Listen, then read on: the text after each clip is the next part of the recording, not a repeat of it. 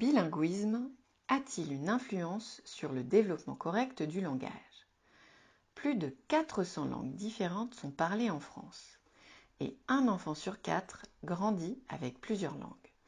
Pourtant, être ou devenir bilingue ne va pas de soi et suscite de nombreuses questions. Le bilinguisme a longtemps eu mauvaise presse. On soulignait ses effets négatifs sur le développement intellectuel et langagier de l'enfant. Depuis 50 ans environ, on note un revirement sur cette question et les recherches récentes montrent les avantages à être bilingue.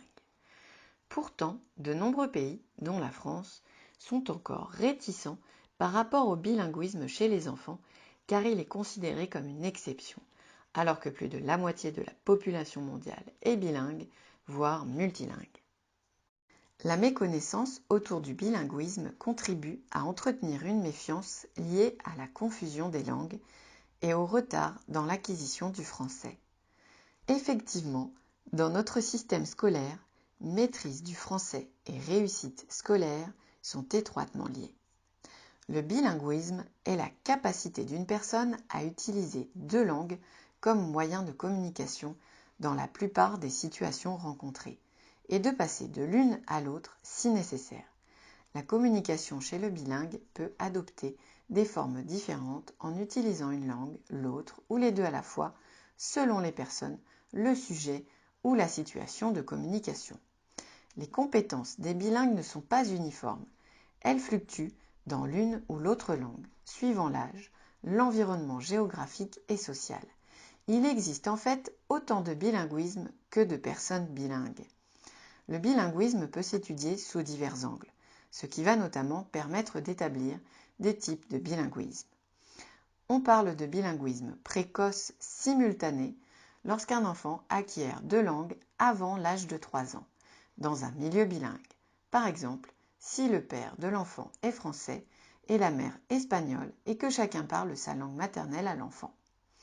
Le bilinguisme consécutif ou successif se caractérise par l'acquisition d'une deuxième langue après le seuil d'environ 3 ans, par exemple en milieu scolaire. Soit l'apprentissage est naturel et se fait dans les conditions informelles, famille bilingue, immersion en crèche bilingue, soit l'acquisition relève d'une situation scolaire, on parle alors de bilinguisme institutionnel. L'enfant peut entrer dans le langage avec une ou plusieurs langues. Le plus important est qu'il ait des interactions riches et variées dans ces langues et qu'il y soit fortement exposé pour les acquérir. En effet, à la naissance, les enfants ont la capacité innée de distinguer les sons de toutes les langues du monde. Puis, petit à petit, leur cerveau va cibler les sons des langues qu'ils entendent le plus régulièrement. L'acquisition de plusieurs langues va se faire tout naturellement chez l'enfant, dans la mesure où il trouvera la nécessité de parler chacune d'elles pour communiquer avec les adultes qui jouent un rôle important dans sa vie. Parents, grands-parents, nourrices. Plus l'apprentissage d'une langue sera précoce et dans un environnement favorable, plus son acquisition sera rapide et efficace.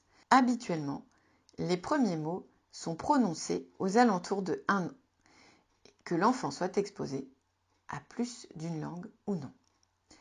Pendant longtemps, on a pensé que le bilinguisme causait des retards au niveau de l'acquisition du langage. Or, il n'en est rien. Les recherches scientifiques sur ce domaine confirment que les étapes du développement du langage sont globalement les mêmes, que l'enfant grandisse avec une seule langue, avec deux langues simultanément, ou avec deux langues acquises l'une après l'autre, à la maison, puis à la crèche par exemple, ou encore avec 3 langues. Les dernières recherches montrent que le pourcentage de troubles du langage serait le même dans les populations monolingues ou bilingues, issues des mêmes milieux socio-culturels. Les types de troubles seraient aussi les mêmes dans les deux populations. S'il y a des troubles du langage chez un enfant, ce sont donc plutôt les conditions d'émergence et de développement du langage qui sont à considérer, et non le bilinguisme qui en est responsable. Vous pouvez ainsi vous adresser à votre enfant dans la langue qui vous vient spontanément, avec laquelle vous vous sentez le plus à l'aise pour communiquer, chanter des berceuses, raconter des histoires. Cela peut être une langue familiale ou une langue de cœur. L'important et de communiquer au maximum. Le bilinguisme n'est pas une pathologie langagière nécessitant une prise en charge orthophonique systématique. Dans le cas d'une plainte ou d'une inquiétude concernant l'acquisition et le développement du langage chez des enfants bilingues, l'orthophoniste intervient sur prescription médicale pour réaliser une évaluation orthophonique, si possible en testant les compétences de l'enfant dans ces différentes langues.